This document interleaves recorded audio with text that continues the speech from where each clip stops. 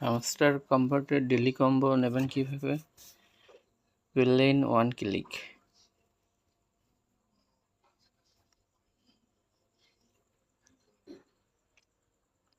একটু লোড হচ্ছে, thank you Binance.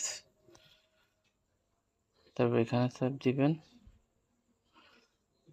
এখানে এই যে আর্ন টু ট্যাপ এখানে 3বার চাপ দিবেন। সরি,